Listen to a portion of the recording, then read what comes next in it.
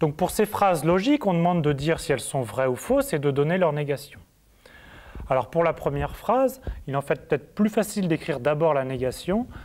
Alors la négation, on remplace il existe par pour tout, et les pour tout par il existe. Et ensuite, on nie cette proposition-là. Donc la négation de x plus y est strictement positif, c'est x plus y inférieur ou égal à 0. Alors en fait, c'est cette négation qui est vraie.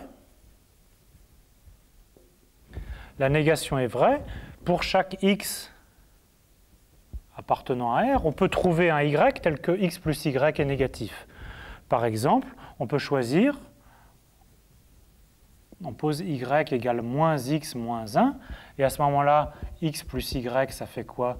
Ça fait x moins 1, qui est négatif. Donc la négation étant vraie, la proposition A est fausse.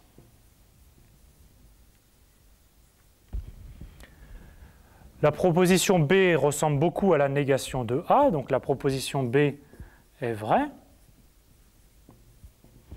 En effet, pour chaque x appartenant à R,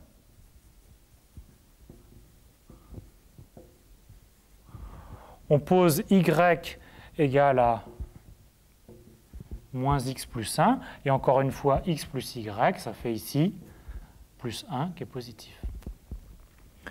Donc la proposition B est vraie, et on peut quand même écrire sa négation, même si elle va être fausse, bien sûr. La négation de pour tout, c'est il existe. La négation d'il existe, c'est pour tout. Et la négation de être strictement positif, c'est être négatif ou nul.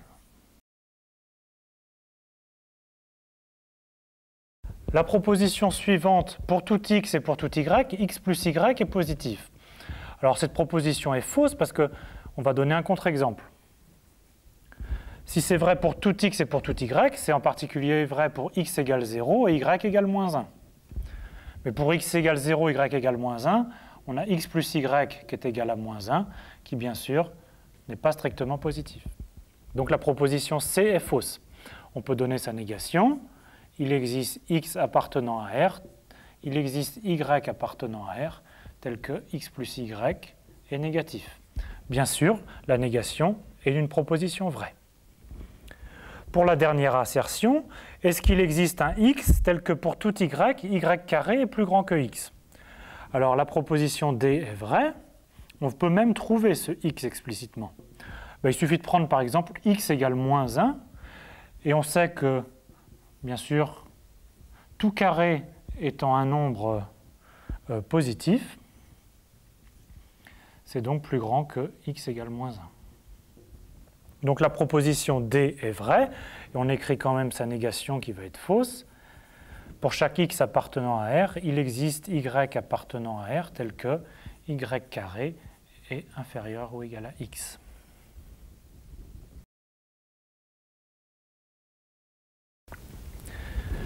Quelques explications sur le symbole. Le symbole « il existe » vient en fait du « e » qui est renversé. Le symbole « pour tout » vient en fait du « a » qui est renversé, donc ça vient de « for all » ou « alle » en allemand. Il y a aussi un autre symbole, c'est « il existe un unique ». On met un point d'exclamation pour dire qu'il existe un unique. Il existe un unique x ou un unique quelque chose. Par contre, tous ces symboles ne doivent pas être utilisés comme des abréviations. Donc il ne faut pas écrire je cherche s'il existe x tel que pour tout y, j'ai, etc. Donc ça, il ne faut pas écrire ça.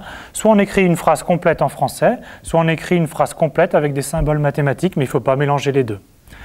Autre chose qu'il ne faut pas écrire, il ne faut pas écrire les négations de ces symboles, d'accord? Il n'existe pas, ça ne s'écrit pas comme ça, d'accord?